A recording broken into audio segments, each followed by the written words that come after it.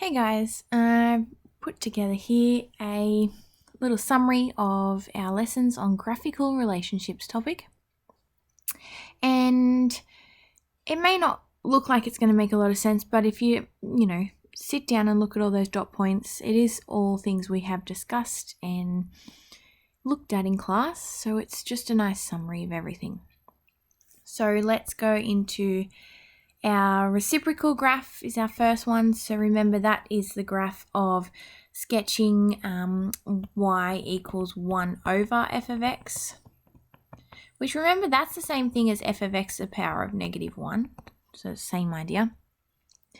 So your x-intercepts, they become vertical asymptotes. And I'm not going into the y's. We did the why these things happen. Why do the x-intercepts become asymptotes in our lessons?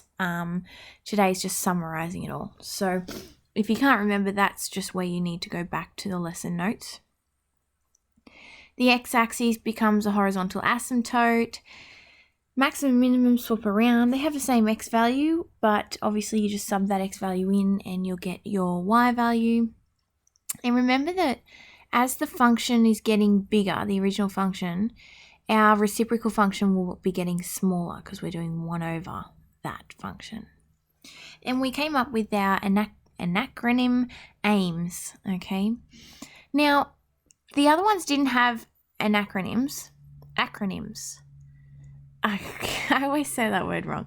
Anyway, our other ones didn't have acronyms, but feel free to add them, create them yourself. Okay, that's the best way to learn. Look at all these dot points and think of a little saying or letters that could stand for how to do it. Okay, so our square root, that one there. Remember, you just got to be careful with your square root. If it's plus minus out the front, in other words, is the question y equals the square root of f of x? Or is it y squared equals f of x? Because they are two different things. Remember, y squared implies that when you take the square root, you're going to get plus minus, which is the same skill. Remember, the minus is just going to be a reflection of the positive square root. So if you're just taking the positive square root, so it's not the y squared one, remember that means your graph's only going to be above the x-axis because it's only ever positive. You only ever take the square root of something and get a positive answer. You get the same x-intercepts. Remember, when it's a fraction, when f of x is a fraction, when we take square root, we get a bigger number. So that's where we get our square root function bigger than the original. But otherwise, when you take square root, everything else gets smaller. Absolute value. Remember the two types of absolute value graphs. So are we taking the absolute value of the entire thing, or are we just taking the absolute value of the x component?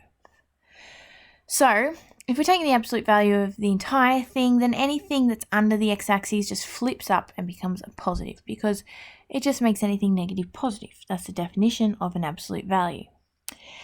And if we're just taking the absolute value of the x values, and again, I'm not going into y, but we talked about in the lesson y, but the idea is it just flips anything that was on the right-hand side of our y-axis, so where x is positive, you get the exact same graph over where x is negative.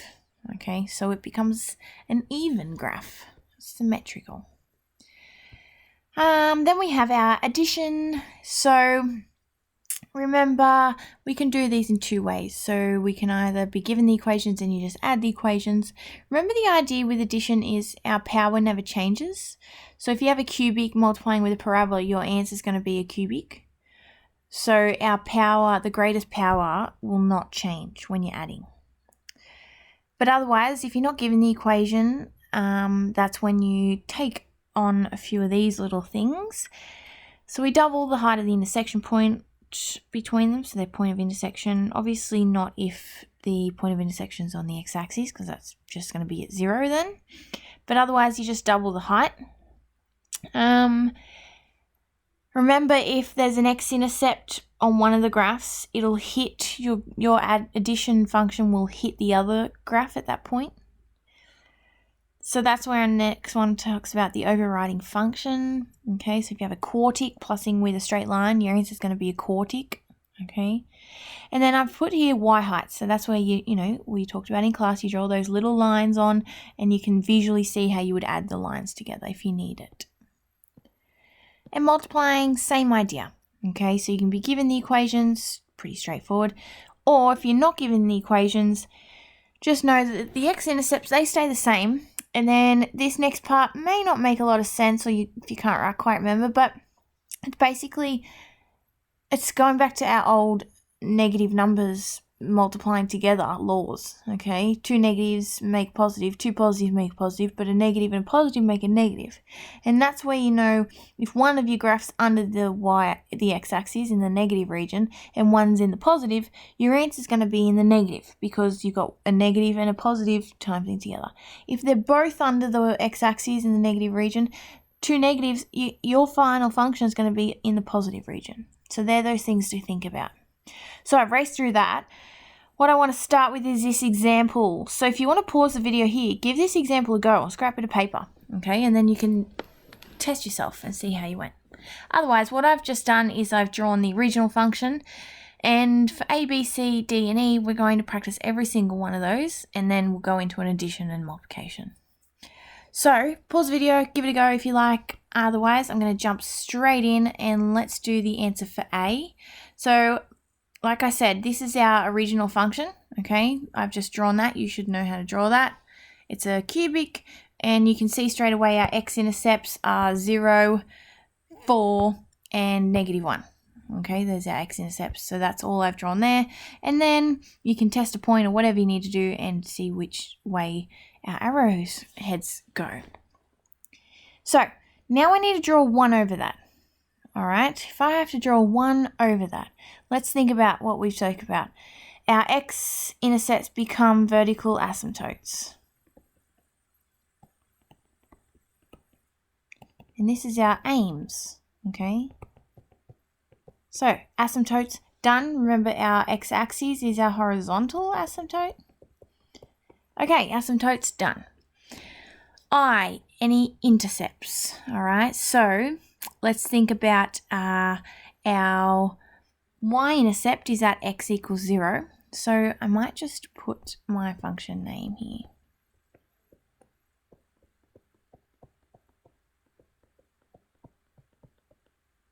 So that's my function. At x equals 0, I get a y-intercept of 1 over -4 timesing by 1, which is -1/4. So I know that there is a y-intercept at -1/4, so down here somewhere.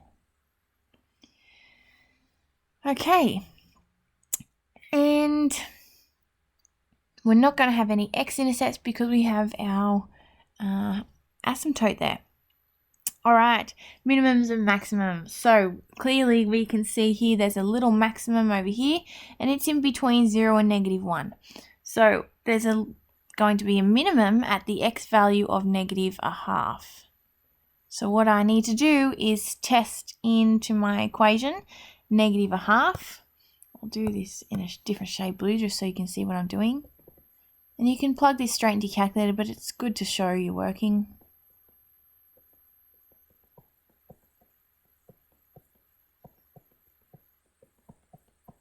Okay. And without a calculator, hopefully I made no little errors there. I get 2 on 9, okay, so, which is only a very, very small number, but that tells me that there is this was a maximum, so it's going to be a minimum at 2 on 9. So, I mean, it's just under 1/3. Let's go here. Okay, and what that then tells me is it's going to look something like that. Approaching my asymptotes, it's very, very bad drawing, but we have a minimum. All right. The other one over here was a minimum, so it's going to be maximum. Now this one is at the point 2, so I need to test now the point 2. I'm going to go ahead and do that. And we get -1/12, and this is a maximum. Okay. And there we have that. So all that's left now is, okay, what happens at the ends? Okay, and this is where we sub in a point. All right, we're up to S.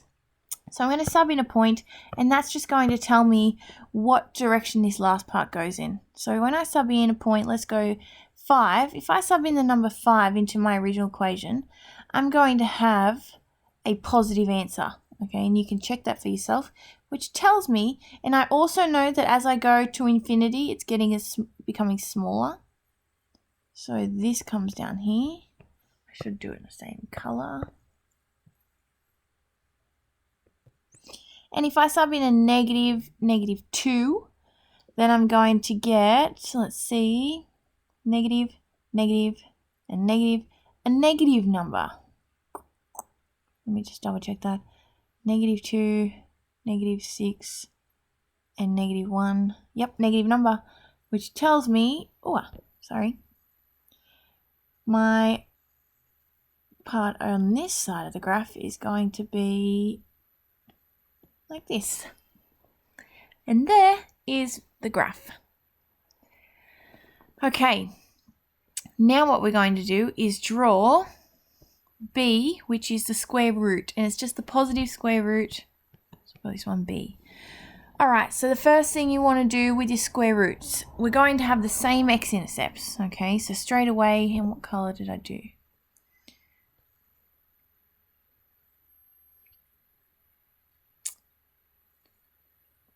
Red. Okay, so let's think about our square root. We have the same x-intercepts. It's only going to be positive. When we have fractions involved, our graph's going to be bigger. So let's put all of that together and see what happens.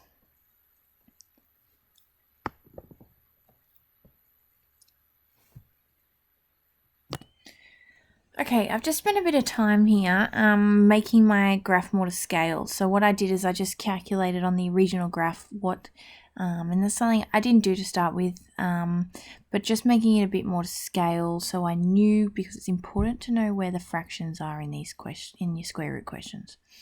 So the maximum here actually goes up to 4, and the minimum down here went down to -12. So that one is going to off the graph, but the 4 was important, and you'll soon see why. So I'm taking the square root, so none of the negative area exists. Okay, so I can't take the square root of anything negative, so all of that is out. So they're what we call undefined regions. So now what we have to do is think about our square root graph. If I'm taking the square root of anything that's getting bigger and bigger and bigger, it's just going to be coming out like that. Now, what's happening though is if I need to think about what's going on over this side. And this is where, okay, we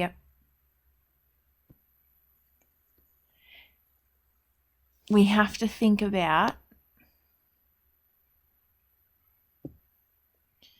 the whole thing just moved.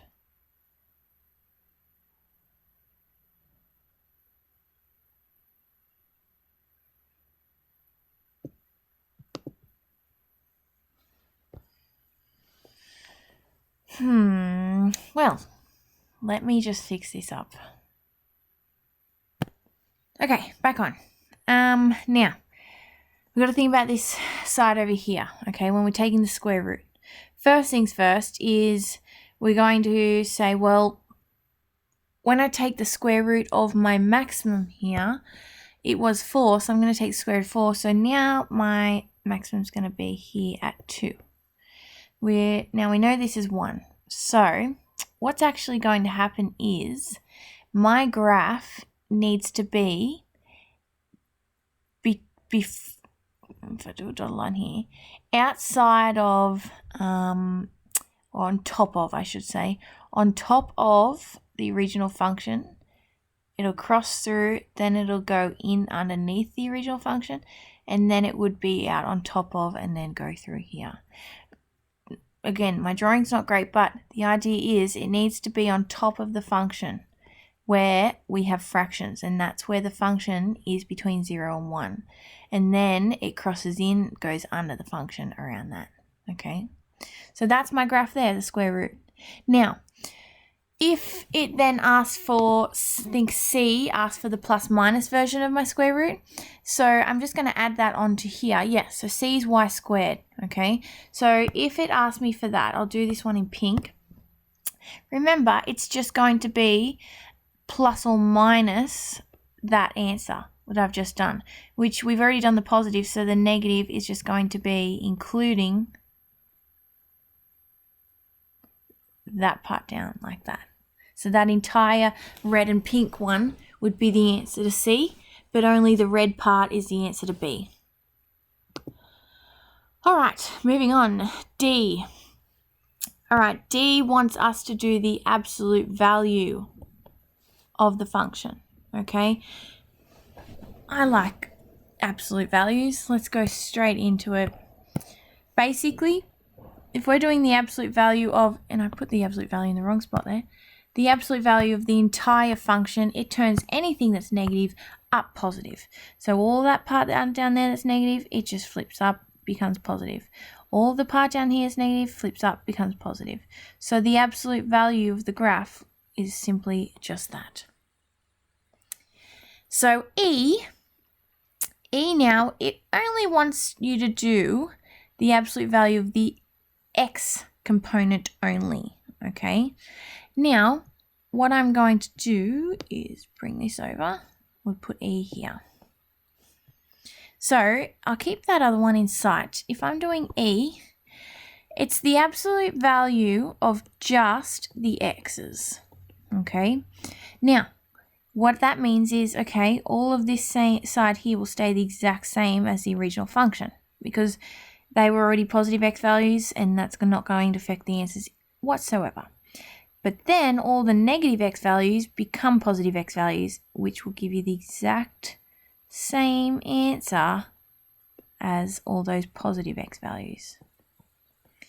So it just literally flips it on the Y-axis. All right. So there we have it, guys. I have done on the same graph an example of each one. Okay.